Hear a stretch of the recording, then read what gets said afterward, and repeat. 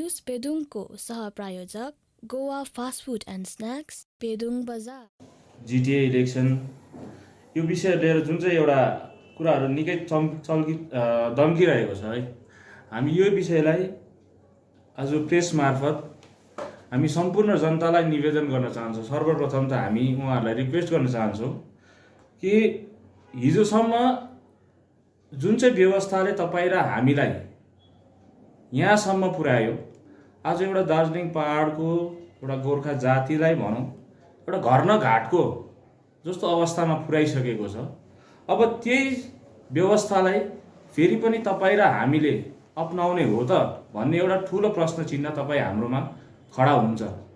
किनकि हिजोको विगत दिनमा आज जसले जिटिए चुनावको पक्षमा उभिएको छ, जसले जिटिए चुनाव माग्दैछ है, बङ्गाल सरकारले पनि हामी चुनाव गराउँछौँ भनेको छैन। त्यो खरसाङको मिटिङमा पनि ममता ब्यानर्जी मुख्यमन्त्रीले सोधेको छ त्यहाँनिर। र यो जिटिए इलेक्सन, यो जिटिए चुनाव भन्ने र यो जिटिए व्यवस्था फेरि पनि एकताल हामी चलाउँछौँ, हामीलाई दिनुहोस् भन्ने कुराहरूमा त्यहाँनिर एउटा मागेको एउटा कुराहरू बुझिँदैछ होइन। र यो कुरालाई हामीले विगतको दिनलाई हेरेर पनि यस्तो व्यवस्थाको घोर विरोध गर्नुपर्छ र हामी गोर्खा राष्ट्रिय मुक्ति मोर्चा एउटा जनताको आवाज भएर यसको निम्ति हामी घोर भर्त्सना गर्छौँ यो विषयहरूमा। किनकि आज केन्द्र सरकारसँग दार्जिलिङ पहाडको निम्ति एउटा त्रिपक्ष वार्ता, पहाड डुवर्स तराईलाई लिएर एउटा त्रिपक्ष वार्ता चलिरहेको समयमा आजको दिनमा जिटिए चुनाव गर्छु भन्नु जिटिए चुनाव हुनैपर्छ, हुन्छै हुन्छ भनेर मान्छेलाई दिग्भ्रमित बनाउनु, साथै बङ्गाल सरकारको तर्फबाट फेरि कुनै भाषाको एउटा लिएर फेरि त्यस्तो प्रोपागान्डा गर्नु है, एउटा सबै प्रोपागान्डाजहरू हो जसले चाहिँ आज तपाईँ र मेरो ध्यान केन्द्र सरकारसँग हुँदै गरेको वार्तादेखि भट्काउन खोजिरहेको छ।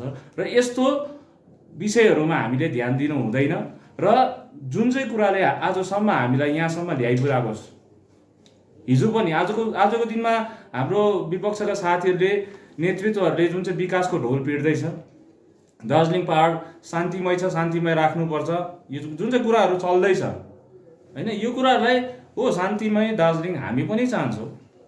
शान्तिमय दार्जिलिङ नचाहने दार्जिलिङको कुन चाहिँ व्यक्ति छ होला र? सबैले नै चाहन्छ। तर यहाँनिर यो होइन कि आजको दिनमा दार्जिलिङ पहाडको जनता, दार्जिलिङ पहाडमा भएको राजनीतिक विपक्ष दलहरू चुप्प लागेर बस्यो भन्दा पनि नरुचेको घाँस रुचाउनै पर्छ, नरुचेको घाँस खाने कुराहरू हामीमा आउँदैन। र नरुचेको घाँस गोर्खा राष्ट्रिय मुक्ति मोर्चाले जनताको पक्षबाट उभिएर यो घाँसको हामीलाई जुन चाहिँ तरिकाले हिजो यो भाषाको विषयमा भन्ने कुराहरू आउँदैछ, हुनु त यसको नोटिफिकेसन आइसकेको छैन है। अब ममता ब्यानर्जीज्यूले एउटा सभामा उहाँले यो कुराहरू जनायो, उहाँको मुखारवृन्दबाट निस्क्यो र अब यसको लागि हाम्रो विपक्षका साथीहरूले कस्तो पहल गर्दैछ यो कुराहरूलाई पनि हामीले ध्यान दिनुपर्छ। आज पोलिटिकल पार्टी खोलेर कसैको पपेट हुनुको लागि पोलिटिकल पार्टी खोल्नु भन्दा चाहिँ बरु पहिलाको जस्तो संस्थाई चलाएको ठिक हो। र राजनीतिक ढङ्गमा, राजनीतिक हिसाबले तपाईँहरूले नै यो विषयमा विपक्षका साथीहरू टिएमसी सरकारसँग, गठबन्धनसँग, ममता ब्यानर्जी माननीय मुख्यमन्त्रीसँग एकदमै नजिकको सम्बन्ध छ भने यो जुन चाहिँ स्टेटमेन्ट हिजो दिएको छ दिदीले है, त्यो विषयमा राम्रै सम्बन्ध राखेर यो कुरामा दिदीलाई कन्भिन्स गर्न सक्नुपर्छ र यो जुन चाहिँ विषय दिदी बोल्नु भएको छ त्यो विषयलाई फेरि वापस गरेर दार्जिलिङ पहाड पश्चिम बङ्गालभित्र, यदि पश्चिम बङ्गालको दार्जिलिङ अभिन्न अङ्ग हो भनेर जुन चाहिँ जिटिएमा हस्ताक्षर हुने दाजुभाइहरूले पनि यो विषयलाई ध्यान दिनु एकदमै जरुरी छ। र दार्जिलिङ पहाड तराई डुवर्स पक्षबाट जति पनि जनता छ, जनजनार्दन छ, उनीहरूको पक्षबाट गोर्खा राष्ट्रिय मुक्ति मोर्चाले आउँदो जिटिए जुन चाहिँ चुनावको हावा छ र जुन चाहिँ यस्तो प्रोपागान्डाहरू थरीथरीको अहिले दार्जिलिङ पहाडभित्र हामी देख्न पाउँदैछौँ त्यसको घोर भर्त्सना गर्छौँ र जिटिए चुनाव हुनु हुँदैन कहिले पनि यहाँनिर। अब जिटिएलाई तपाईँ हामी सबै मिलेर यसलाई फ्याँक्नुपर्छ, डाँडा कटाउनुपर्छ यसलाई। जबसम्म जिटिए छ तबसम्म दार्जिलिङ पहाड तराई डुवर्स कहिले पनि यहाँदेखि माथि उक्लिन सक्दैन, यो हामी किटान गरेर भन्न सक्छौँ। किनकि जब जिटिएलाई भित्र्यायो र यत्रो वर्ष जिटिए चलायो, जिटिए चलाउँदा आजको दिनमा दार्जिलिङ पहाडको नेतृत्वहरूले गोर्खाल्यान्ड भन्ने अवस्था धरि छैन। त्यस्तो क्षमता छ दार्जिलिङ यो जिटिएको।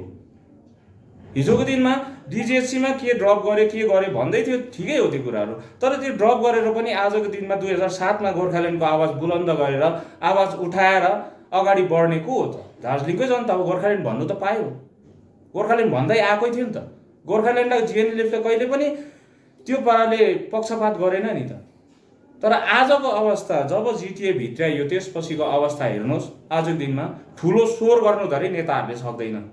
होइन, तपाईँले भर्खर मात्र भन्दै हुनुहुन्छ जिटिए चुनाव रद्द गरिनुपर्छ भन्ने तपाईँहरूको पार्टी पक्षको अडान है। तर यहाँनिर दार्जिलिङमा हेरौँ भने क्षेत्रीय राजनीतिकहरू, विपक्षी दलहरू यो जिटिए चुनावको लागि कसरतमा उत्रिसकेका छन्। अहिले आजको दिनमा यो खालको एउटा कसरत गरेन भने पोलिटिकल पार्टी रहँदैन, सायद स्ल्याक भएर नै जान्छ होइन। तर अब जिटिए चुनाव हुन्छ र त्यसको लागि कसरत गराउनु, आफ्नो क्याडरलाई एक्टिभ राख्नुको लागि उहाँहरूले प्रोपोगन्डा गरेको हुनसक्छ। तर हामी भन्छौँ जिटिए इलेक्सन हुँदैन, यो कदापि हुनु पनि सक्दैन।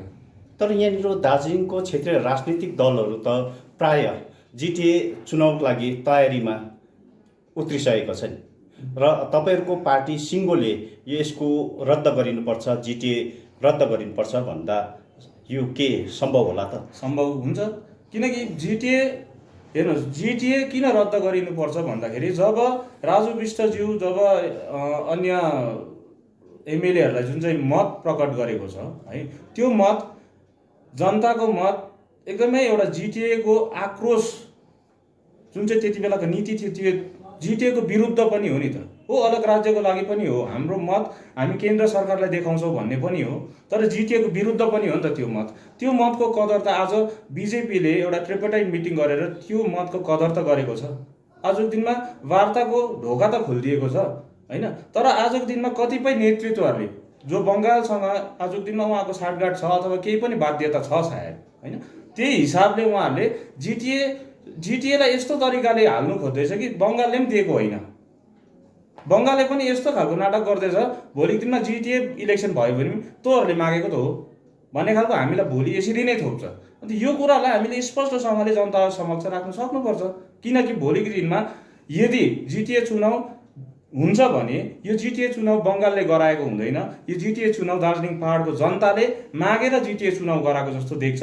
र भविष्यमा हिजोसम्म त गोर्खाल्यान्ड भन्नु सकेको थिएनौँ, पिपिएसको कुरा छोडिदिनुहोस्, त्यहाँदेखि बङ्गालदेखि माथि उठेर केन्द्र सरकारले हाम्रो भोलिको दिनमा कुरा सुन्छ कि सुन्दैन त्यति बेला सोचनीय अवस्था हुन्छ हाम्रो।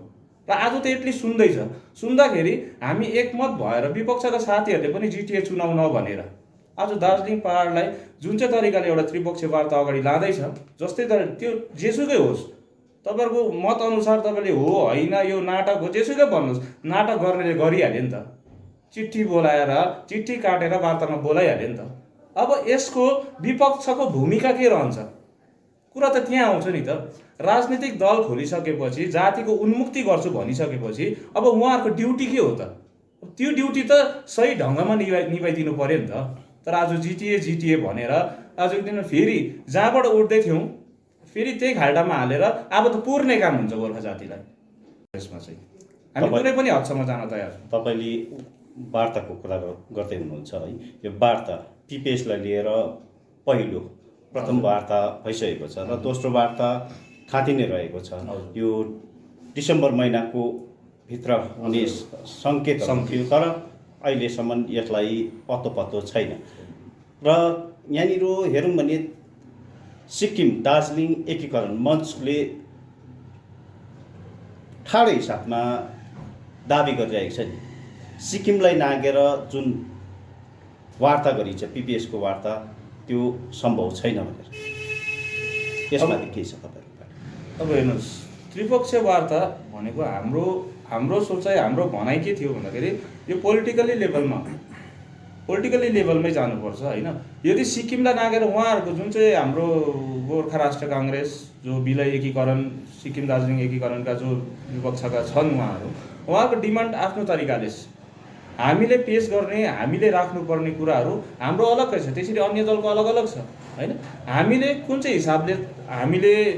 चाहिँ हिसाबले दिल्ली सरकारसँग भारतको केन्द्र सरकार समक्ष हामीले जुन चाहिँ हिसाबले आफ्नो पक्ष राख्दैछौँ त्यो पक्ष हाम्रो हेराइले हामीमा ठिकै छौँ।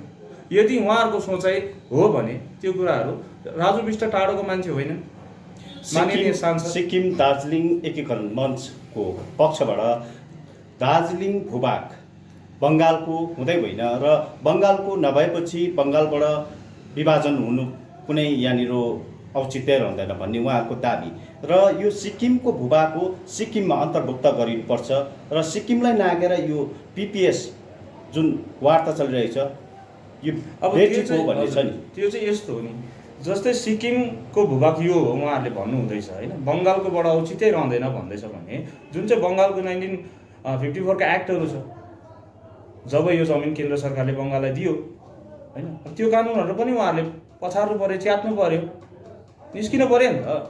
अब पेजमा बोलेर यो कुराहरूलाई सम्झाउने कसरी हो त? उहाँहरूको पक्षबाट हामीले केन्द्र सरकारलाई कसरी सम्झाउँदैछौँ, यो कुरामा त डिस्कस हुनु पर्यो नि। दे भन्दा दिइहाल्ने कुरो त होइन, यो कुरामा चर्चा हुनु पर्यो, कुन सठिक हो कुन बेठिक हो होइन।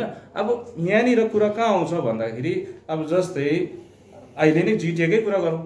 जिटिएकै कुरा गर्दाखेरि उहाँहरूको एक्ट अनुसार होइन 2011 को एक्ट अनुसार यो बङ्गालको अभिन्न अङ्ग हो भनेर लेखेको छ त्यहाँ। दिल्लीमा जुन प्रकारले वार्ता चलिरहेको छ यो वार्ताको पनि के वार्ता हुँदैछ यसको पनि खुलासा गरिएको छैन। एकछिन त्यही कुरा म आउँदैछु। जसरी हामीले आफ्नो पक्ष राख्दैछौँ है, हामीलाई यो भूभागको अवस्था यस्तो छ, हामीलाई यो तरिकाले हामीलाई यहाँदेखि छुट्याइनुपर्छ, हामीलाई आफ्नो चिनारी दिनुपर्छ भन्ने कुराहरू छ नि त होइन। त्यसरी नै यहाँबाट मत दिएर सबैले भोट दिएर जिताएको सांसद हो नि त है, सांसद त टाढोको होइनन्। र मेरो अपिल के छ भन्दाखेरि कुनै पनि राजनीतिक दलको नेतृत्वले सांसदलाई भेट्न सक्छन् है, आफ्नो कुरा पक्ष विपक्ष राख्न सक्छन्। अन्त यही कुराहरूमा सर सुझाव लिएर भोलिको दिनमा यो भूभाग कहाँनिर कसरी के गर्दा ठिक हुन्छ र हाम्रो उन्मुक्ति कसरी हुन्छ भन्ने कुरामा चाहिँ सरसल्लाह गर्नु चाहिँ ठिक हो। र त्यो सरसल्लाहको आधारमा निस्केको कुरा चाहिँ लगेर केन्द्र सरकार समक्ष बुझाउनु चाहिँ ठिक हो। यहाँनिर हामीले आज छौँ, हिजो कोही थियो, आज हामी छौँ। हिजो हामीले जुन कुरा सुन्यौँ र जस्तो कुरा सुन्दै आयौँ त्यति बेला हामीले विपक्षको भूमिका निभायौँ। तर आज के हुँदैछ भन्दाखेरि यहाँनिर त्रिपक्ष वार्तालाई काहीँ न काहीँबाट यसलाई फेल गराउने, यसलाई असफल तुल्याउने मात्रै कोसिस हुँदैछ। तर यहाँनिर फोकस्ड हामीले केन्द्र सरकार समक्ष राख्नुपर्ने कुरा के हो र हामीले भोलिको दिनमा कसरी चाहिँ आफ्नो कतिपय कुराहरू सबै 101% हुन्छ भन्ने पनि छैन होला, किनकि यहाँनिर एकजुटता छैन, हाम्रोमा एकता छैन, त्यो देखिरहेको छौँ। कसै जिटिए भन्दैछ, अहिले तपाईँले सिक्किम बिलाई भन्नुहुँदैछ, कसैले यो कता डुवर्सपट्टिको त कुरै आएको छैन अझै। अब यो कुरालाई हेरेर त हाम्रोमा एकमत त देखिँदैन नि त। त्यसले गर्दा हामी यही कुरालाई लिएर एकमतमा आयौँ भने, यो कुरालाई सबै पोलिटिकल पार्टीले सिरियसली लिएर हामी अगाडि बढ्यो भने काहीँ न काहीँ यसको समाधान निस्किन्छ। तर यहाँनिर समाधान र निष्कर्षमा जाने कुनै राजनीतिक दलको एउटा ड्युटी जुन चाहिँ हुन्छ त्यो हामीले त्यो सिरियसली गरेको हामी पाउँदैनौँ चाहिँ। आजको दिनमा दार्जिलिङ पहाडको राजनीति कस्तो फ्यातुलो भइरहेछ त्यो तपाईँलाई पनि थाहा छ, हामीलाई पनि थाहा छ होइन। आजको दिनमा हामीलाई भाजपाको चस्मा लगाएर हेर्ने भइरहेछ। हामी भाजपासँग गठबन्धन गऱ्यौँ, आफ्नो मुद्दालाई हामीले केन्द्र सरकारको टेबलसम्म पुर्यायौँ।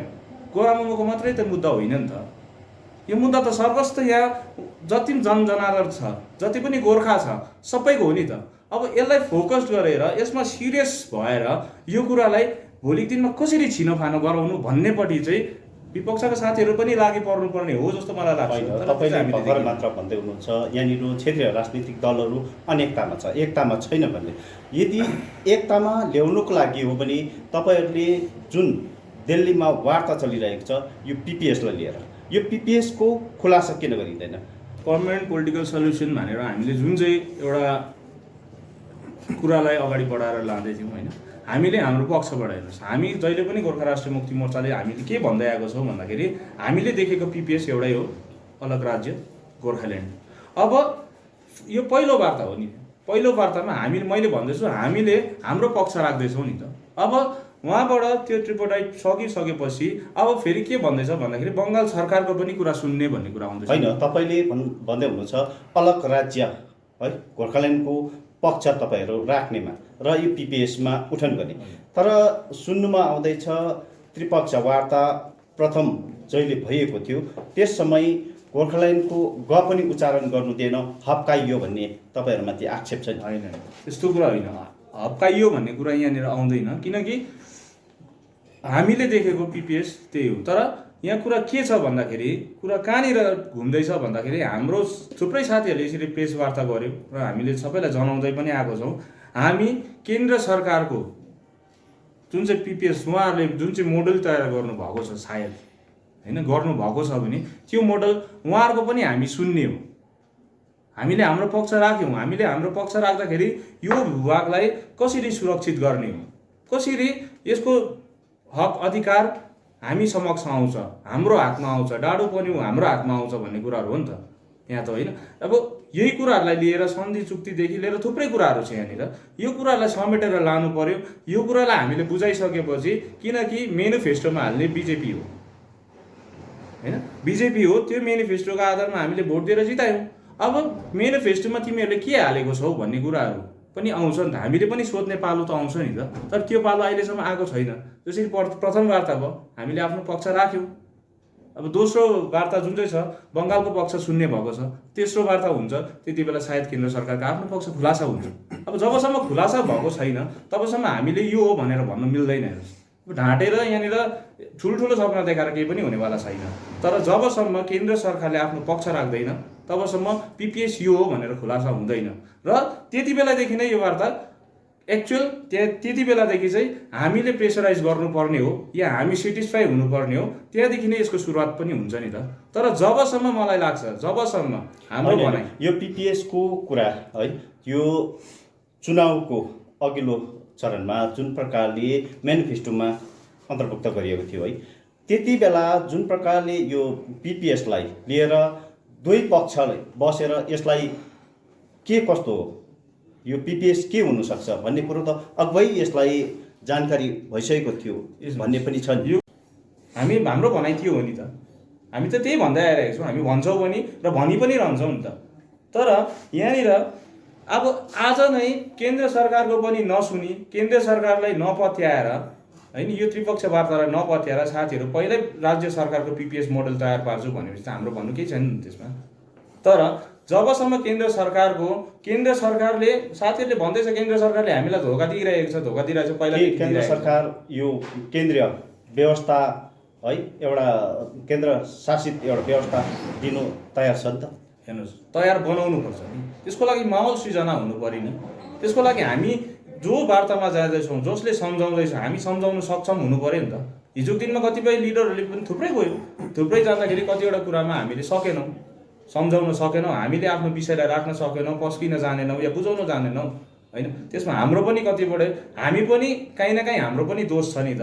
तर हामीले कहिले पनि हाम्रो दोष देखाएनौँ। हामी जहिले पनि फर्केर केन्द्रले केही पनि गरेन भन्ने पक्षमै गयौँ, होइन? तर यो पालि हाम्रो भनाइ के छ भन्दाखेरि, हामी प्रोपरली यो कुरालाई विषयलाई हामी केन्द्र सरकार समक्ष राख्छौँ। हामी हरेक कुरा हामीलाई खट्केको, हामीलाई अब अहिले जुन चाहिँ हुँदैछ, नपचेको कुराहरू जुन चाहिँ तरिकाले थोपिँदैछ, यो कुराहरूलाई हामी सर्वविदित उहाँहरूमाथि राख्ने, होइन? हामी केन्द्र सरकारलाई हामीले चाहेको के हो भन्ने कुरालाई विस्तृत रूपमा जनाउने पक्षमा चाहिँ हामी छौँ। तर हामीले नजनाइ मागेकै अब यो नारा जुलुस आन्दोलन त भइरहेको हो नि त। तर हामी कहाँनिर फेल भयौँ, कहाँनिर हाम्रो गलत भयो, कहाँनिर हामी गल्ती छौँ, यो कुरालाई हामीले नजरअन्दाज गर्दै आइरहेको छौँ आफ्नो राजनैतिक करियरको लागि। यो भएको हो, हिजोसम्म घटना भइरहेको नि त। तर योपालि गोर्खा राष्ट्र मुक्ति मोर्चाले त्यो कुराहरू नगर्ने र हामीले देखिराख्नु भएको छ। हामीले काम गर्दैछौँ, हामी जाँदैछौँ दिल्ली, हाम्रो अध्यक्ष महोदय जानुहुँदैछ। तर कहिले पनि यो कुराको क्रेडिट हामीले पाउनुपर्छ भन्ने हामी पक्षमा छैनौँ। हेर्नुहोस्, यहाँ जातीय उन्मुक्ति भोट हुन्छ, इलेक्सन होला भोलि, कसैले पनि जित्ला, होइन? आज जिटिएको चुनाव भन्दैछ, होइन? अलिकति पर्ख्यौँ न। यदि राम्रो व्यवस्था हुन्छ भने राम्रो व्यवस्थाको चुनाव होस्, त्यसमा तपाईँले जित्नु भने गर्नुहोस् न राज। यहाँ त चियरको लडाइँ होइन नि त अहिले एक्चुअल। यो त्रिपक्ष वार्ताको दोस्रो चरण अहिलेसम्म खुलासा भएको छैन कि कहिले हुने भनेर तय भएको छैन र यहाँनिर जिटिए चुनावको गर्मागर्मी सुरु भइसकेको छ। कतै यसले भोलिको दिनमा त्रिपक्ष वार्तालाई बाधा होइन? बाधा यस्तो हुन्छ, त्यही हाम्रो भनाइ त्यही हो। अब यहाँनिर धेरै बुद्धिजीवीहरू बस्छन् दार्जिलिङ, होइन? जसले हिजोको दिनमा थुप्रै यस्ता व्यवस्थाहरूलाई विरोध गरे जो जिटिए भन्दा बलियो थियो। पिपिएसको कुरा थियो, होइन। पिपिएसको कुरा भन्दा पनि हामी पहिला त्योभन्दा अगाडि कहाँ जानुपर्छ भन्दाखेरि जब श्रीमान सुभाष घिसिङज्यूले है एउटा सुप्रिम कोर्टमा मुद्दा दायर गरेको थियो है, त्यति बेला सुप्रिम कोर्टबाट एउटा भर्टिक निस्केको थियो, दिस इज पोलिटिकल म्याटर भनेर। यसलाई राजनीतिक हिसाबले नै यसको समाधान हुनुपर्छ यो जमिनको भनेर होइन। यो कुरा छ नि त, काहीँ न काहीँ गाँठो परेको छ यो कुरा। राजनीतिक तरिकाले नै यो जमिनको, यो भूभागको र यो क्षेत्रको चाहिँ समाधान हुनुपर्छ भनेको हो नि त। अन्त हाम्रो भनाइ पनि त्यो राजनीतिक तौर तरिकाले सुप्रिम कोर्टको भर्टिक्ट अनुसार हामीलाई राजनीतिक तौर तरिकाले यो जमिनको चाहिँ समाधान गर भन्ने चाहिँ हाम्रो भनाइ। यो जमिनलाई भारतभित्र अन्तर्भुक्त गर, चाहे अलग राज्य दिएर गर्छौ, केन्द्र शासित प्रदेश दिएर गर्छौ, कुनै पनि भारतको संविधानले तपाईँले सक्ने पहिला यो भूभागलाई चाहिँ भारतभित्र गाप्नु अनिवार्य छ भन्ने चाहिँ यो जिएनएलएफको टेक हो र यो अहिलेको टेक होइन, यो पुरानो टेक हो। यहाँनिर सुन्नुमा यो पनि आइरहेछ जुन पिपिएस है, यहाँ राज्य स्तरीय पिपिएस मोडल तयार हुँदैछ र अर्को पक्ष हेरौँ भने केन्द्रको जुन वार्ता चलिरहेको छ र यो पिपिएस दुवै पक्षको पिपिएस राज्य स्तरीय व्यवस्था नै हो भन्ने यहाँनिर तपाईँहरूमाथि एउटा आक्षेप पनि छ होइन। यो आक्षेप यस्तो हुन्छ नि, यो आक्षेपलाई कसरी भनिन्छ, यो आक्षेप सरासर मलाई लाग्छ सरासर गलत हो। किनकि जब खरसाङकै मिटिङमा ममता ब्यानर्जीले, मुख्यमन्त्रीले अब उहाँहरूलाई पिपिएसको मोडल तयार गर्ने जिम्मा दिइसक्यो दुईवटा राजनीतिक दललाई यहाँको होइन, अनित थापाज्यू र विमल गुरुङज्यूको दुईवटा राजनीतिक पार्टीलाई उनीहरूलाई मोडल तयार पार्ने एउटा जिम्मा दिइसक्यो। अब हामीले के भन्दैछौँ भन्दाखेरि ठिकै छ उहाँहरूको मोडल पनि हेरौँ, यदि राज्य स्तरीय हो पछि गएर राज्य स्तरीय हो भने र हामीले भनेको भन्दा बेस्ट मोडल उहाँको छ भने होइन, हामी त्यसमा हाम्रै हुनुपर्छ भन्दैनौँ न नि। तर यहाँ कुरा होइन, राज्य स्तरीय व्यवस्था अलिकति तपाईँहरूले सोचेको भन्दा अलिकति राम्रो छ भने राज्य स्तरीय व्यवस्था पनि तपाईँहरूले अपनाउनु होइन। तर कुरा आउँछ भन्दाखेरि जबसम्म केन्द्र सरकारको राज्य जुन चाहिँ केन्द्र सरकारको जुन चाहिँ पिपिएस छ, केन्द्र सरकारको मोडेल छ होइन, त्यो मोडेलमा यदि चर्चा हुन्छ, त्यो मोडेल उहाँले देखाएर राज्यदेखि बाहिरको हो भने चाहिँ कि साथीहरूले पनि समर्थन गर्छ त, कुरा त्यहाँ आउँछ होइन। अब हाम्रो राजनीतिक पार्टीको जिम्मेवारी, मैले अघिदेखि ड्युटीको कुरा गर्दैछु नि यहाँनिर, अब हामीले केन्द्र सरकारलाई बुझाउँदैछौँ हामी राज्यदेखि अलग बस्छौँ, त्यस्तो व्यवस्थाको विरोध गरे। अब यति बेला प्रश्न चिन्ह उनीहरूमाथि पनि खडा हुन्छ, जो राजनैतिक विश्लेषकहरू हुनुहुन्छ, जो बुद्धिजीवी ज्ञानी जो पनि थियो उहाँहरूलाई पनि अब यो प्रश्न कि हेर्नुहोस् चिनारीको कुरा हामीलाई मात्रै खड्केको होइन नि त, उहाँहरूलाई पनि खड्केको छ भने उहाँहरू पनि अगाडि आउनुपर्छ, यो कुरालाई सोध्नु पऱ्यो नि त होइन। यदि सबै जनजनार्दनदेखि लिएर सबै नै जिटिएमाथि खुसी छ भने गोर्खा राष्ट्र मुक्ति मोर्चालाई के टाउको दुखाइ छ र यसमा होइन। मलाई त्यो राजनीतिक कुरा कुनै के आउँदैन, कुरा सिधा को सबैले नै मानिलिन्छ भने हामी किन अड्किरहने, हामीलाई के टाउको दुखाइ छ। हामीले लडेको पनि त सबैको लागि हो। हिजोसम्मको 2017-7 त्योभन्दा अगाडिको थुप्रै शहीद बन्ने किसिम भएको छ दार्जिलिङबाट, हिजो कहाँ थियो आज कहाँ पुगिसक्यो होइन। तर हाम्रो भनाइ के हो भन्दाखेरि जिटिए व्यवस्था किन हुँदैन, जिटिएको किन हामी विरोध गर्दैछौँ, जिटिएको अगेन्स्टमा हामी किन छौँ भन्ने कुराहरू चाहिँ हामीले देख्यौँ नि त विमल दाजुको पालोदेखि आजसम्म। स्टिल बङ्गाल सरकारको जुन चाहिँ टाइपको मोनोपोली छ होइन, जुन चाहिँ डिक्टेटरसिप छ आजको दिनमा होइन, यो कुराहरू त हामीले भन्दा ज्यादा त जसले जिटिएमा राज गरे उहाँहरूलाई त प्रशस्त थाहा छ। जिटिएमा डिपार्टमेन्ट हस्तान्तरण नहुँदा सुप्रिम कोर्टसम्म पुग्ने को हामी हो, गोर्खा जनमुक्ति मोर्चाको चेष्टाका लिडरहरू विनय तामाङज्यूहरू पुगेकै हो डिपार्टमेन्टको लागि होइन। आज अनित थापाज्यू गए हेऱ्यौँ भने आज जिटिएमा जुन चाहिँ हिसाबले एउटा पैसाकै लेनदेन छ, जुन चाहिँ बजेट आउनुपर्ने नआएर, जुन चाहिँ हाम्रै कन्ट्र्याक्टर साथीभाइहरूकै बिलहरू नहुनुपर्ने नभएर होइन, यस्तो कतिवटा कुराहरू जुन चाहिँ कुराहरू छ त्यो त झन् उहाँहरूलाई खड्किरहेको होला। तर उहाँहरू कुन चाहिँ उहाँको त्यस्तो बाध्यता के चाहिँ छ जसले गर्दा आज जिटिएमै पक्रिएर चाहिँ आज हामीलाई जिटिए चुनाउ नै चाहिन्छ भनेर चाहिँ उनीहरूले यस्तो के बाध्यता छ जसले चाहिँ आज एकमुठी राजनीतिक दलको लागि चाहिँ समग्र जनजनार्दनलाई फेरि त्यही खाल्टोमा हाल्ने यिनीहरूले प्रयास गर्दैछ। यो के कारण हो? आज हामी पनि गोर्खा राष्ट्रिय मुक्ति मोर्चा पनि एकमुठी दल हो। हेर्नुहोस्, जनजनार्दनको लागि साइलेन्ट मेजोरिटी, साइलेन्ट यो भोटर यो छ, जे पनि जति पनि गोर्खा पिपल जति पनि छ, गोर्खा हाम्रो सन्तानहरू जति पनि छ तराईदेखि, त्यसलाई हेरेर एउटा राजनीतिक दल, एउटा जिम्मेवारी राजनीतिक दल मात्रै हो हामी, होइन? र आज हामीले पनि एउटा गल्ती गऱ्यौँ भने योपालि पनि हामीले गल्ती गऱ्यौँ र हामी यसको विरुद्ध उठेनौँ भने दार्जिलिङ पहाड सँगसँगै गोर्खा जातिको भविष्य भोलिको दिनमा चाहिँ यहाँनिर अब 80को दशकभन्दा पछाडि पुग्छौँ सायद हामी, र हामी चाहन्छौँ त्यो नहोस्। लिएर तराई डुवर्स, दार्जिलिङमा बस्ने सम्पूर्ण जुन चाहिँ जनता छ है, उहाँहरूको लागि जिटिए चुनाव सबैभन्दा ठुलो हानिकारक एउटा व्यवस्था हो, जसले हामी कहिले पनि यहाँदेखि माथि उक्लिन सक्दैनौँ त होइन।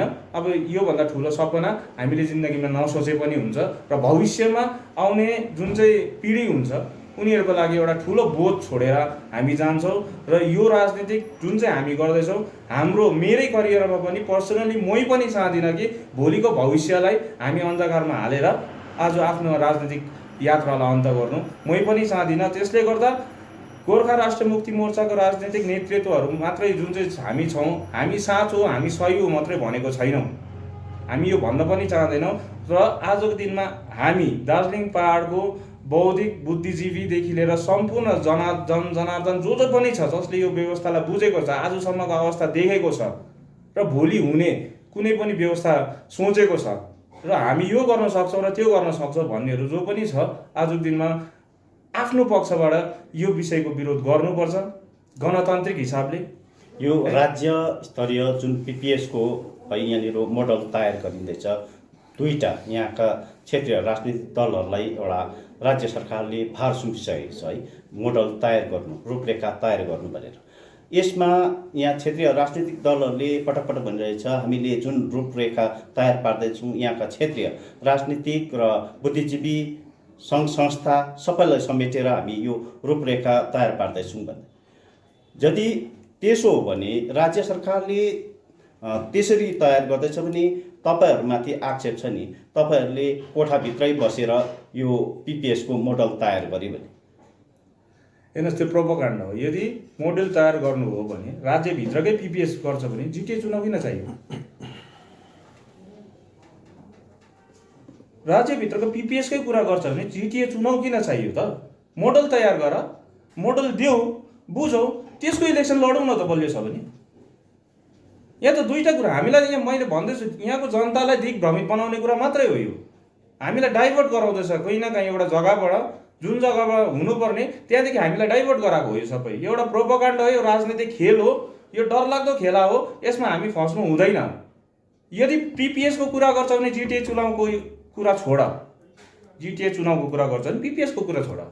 जनताले पनि यदि दिल्लीको मोडल चाहिन्छ, दिल्लीलाई नै प्रेसराइज गर्नुपर्छ भने जिटिएको विरोध गर्नुपर्छ।